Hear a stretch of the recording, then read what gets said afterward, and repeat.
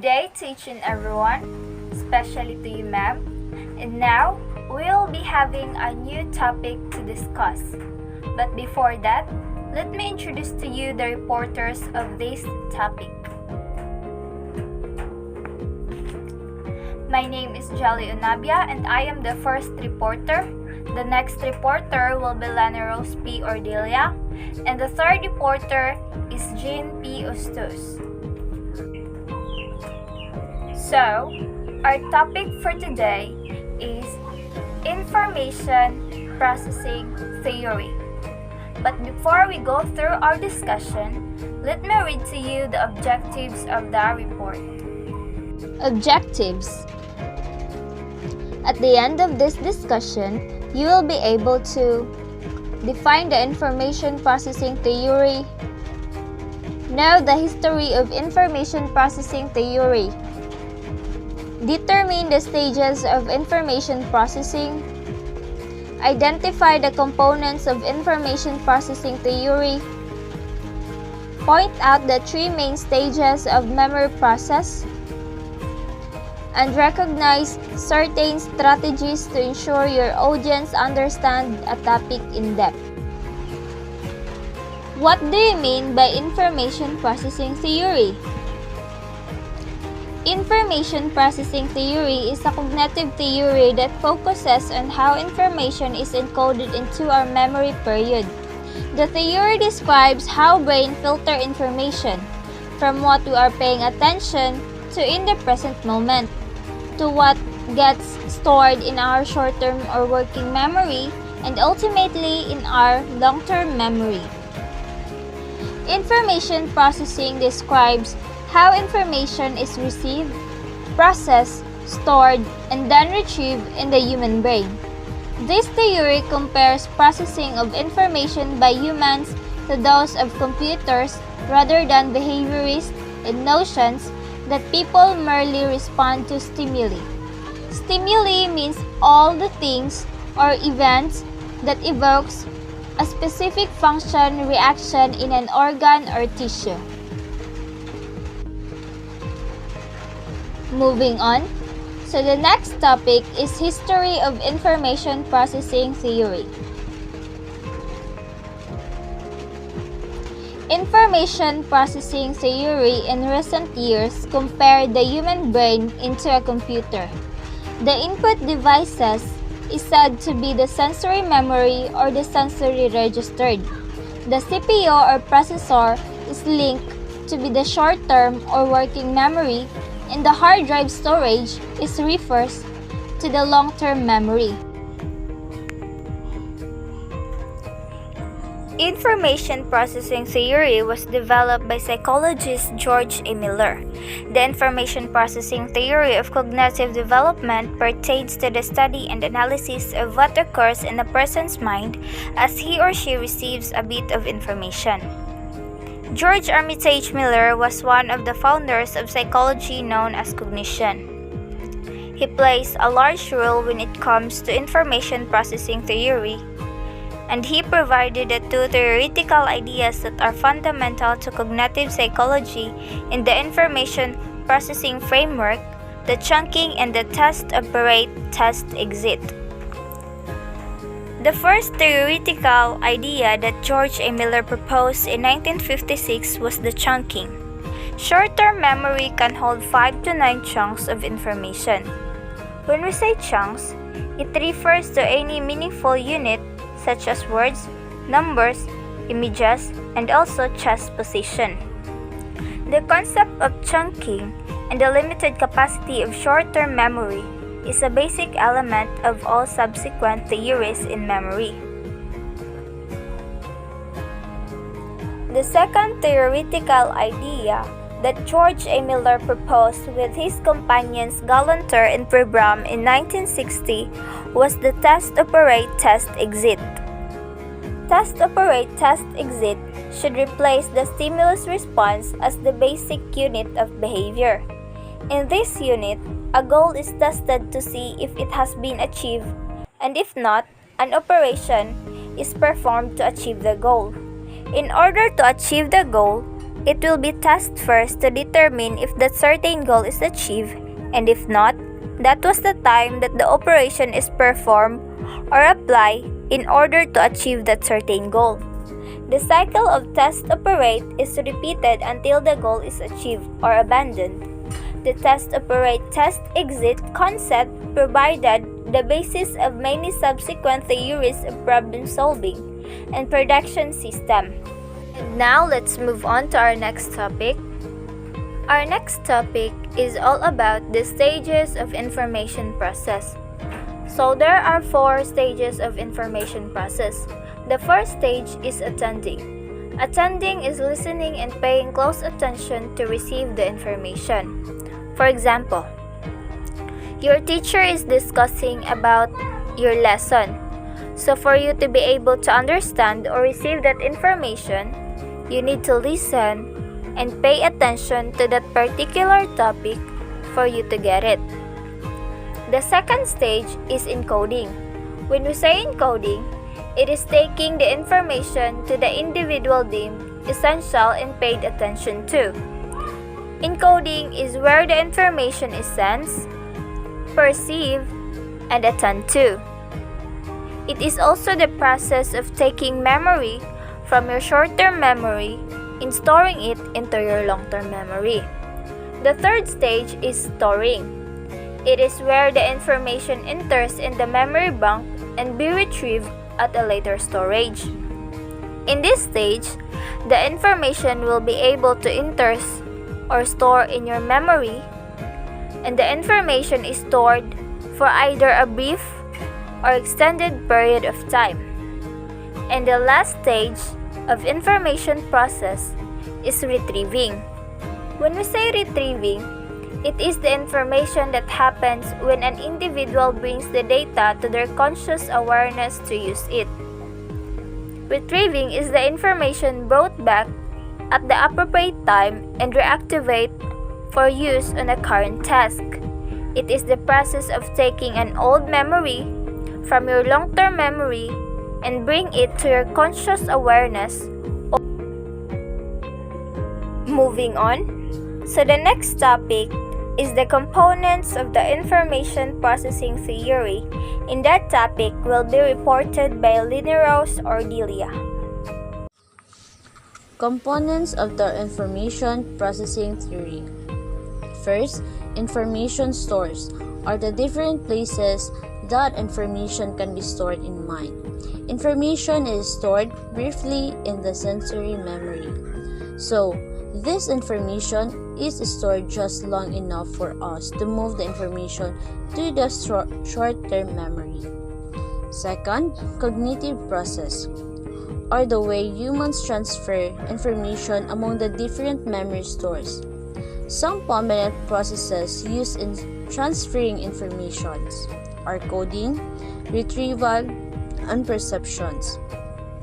It includes thinking, knowing, remembering, judging, and problem solving. So, this cognitive process, in other words, it is known as thought process, cover an incredibly wide spectrum and thoughts and behaviors. Perception, information storage, information retrieval, association, abstract processing. It is the process by which existing knowledge is used to create new knowledge. Third, executive cognition. It is the idea that someone is aware of the way they process information. They know their strengths and weaknesses. This concept is similar to metacognition. The conscious mind has control over the processes of the information processing theory. So, these executive cognitions functions are defined as, and the definition is limited to, those high-level cognitive functions that require control and direction. So, here's are the fundamental skills related to executive cognition. First, proficiency in adaptable thinking. Second, planning. Third, self-monitoring. Fourth, self-control. 5th, working memory. 6th, time management. And lastly, organization. Good day, ma'am. Good day, classmate. I'm Jean Piostos. I'm the third reporter of topic of information processing theory. Information processing theory have three main stages in memory process. First is sensory memory or sensory register. Sensory memory or sensory register is the first stage of information processing theory. It refers to what we are experiencing through our sense at any given moment. It involves our sense picking up on features from our environment. It occurs only for a few seconds before it is brought into our memory. Sensory memory or sensory register. This includes what we can see, hear, touch, taste, and smell. Sight and hearing are generally thought to be the two most important ones. In a learning environment, you can engage people by training in a variety of styles that appeal of different scenes. For example, you can explain the benefits of new product orally. This engages people's ears and is known as iconic memory. Show them an infographic that conveys information visually, which creates iconic memories, and hand around sample of the product so that they can touch it.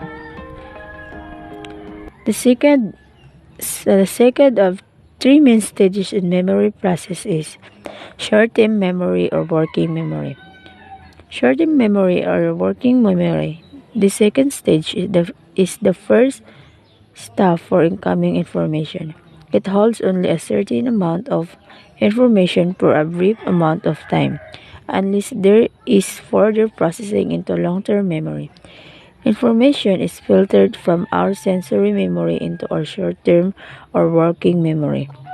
Short-term memory or working memory. Some of the information we hold in our short-term memory is discarded or filtered away once again, and a portion of it is encoded or stored in our long-term memory. Example, remembering your phone number plans for the day. The third main stages of memory process is long-term memory. Long-term memory. In this stage, the information we receive becomes implanted into our minds. There is no limit to the amount and types of information we can retain in this storehouse, permanent storing house for memory information. So, this is the information processing model. Information processing model is a framework used by cognitive psychologists to explain and describe mental process. So the stimuli here serves to be the information. The information will be sensed, it will be perceived, so it will be stored in our sensory memory.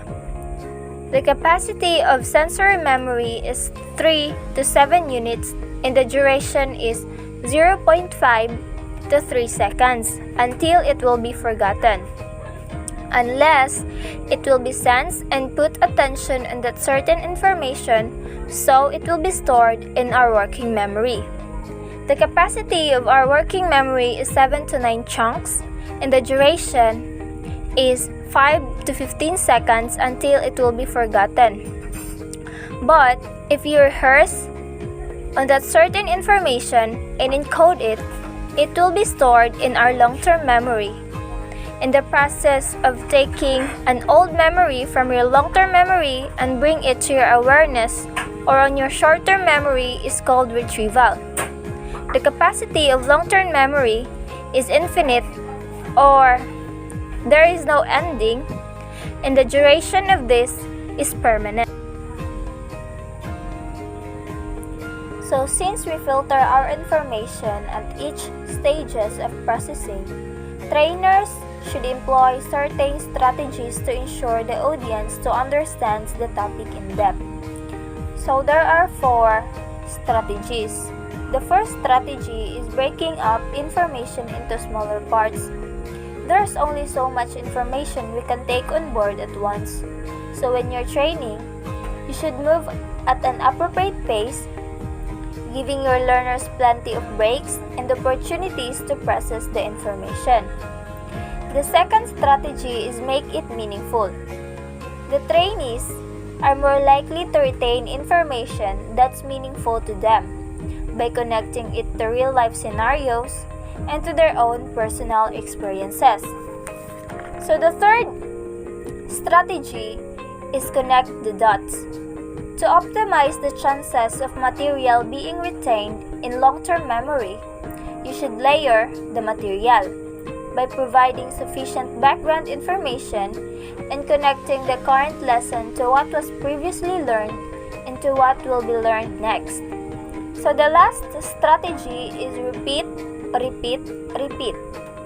One of the simplest way to encode new facts in long-term memory is to present it more than once, repeating information in different formats such as verbal, written, visual, and tactile.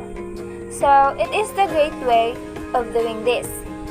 You might notice we already made this point in different words above, and we're repeating it here so that you retain it for the future.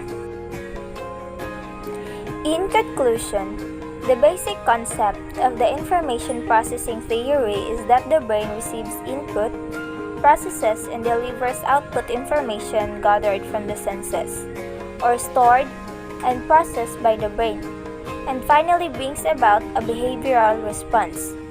Atkinson and Shiffrin, 1968. So, information processing theory is a useful framework for structuring corporate training. It offers us a formula for ensuring that the learners can gain more than a passing knowledge of the materials presented to them. It helps ensure that it's encoded into the learner's long-term memory for recall whenever it is needed. And that would be all. Thank you for listening.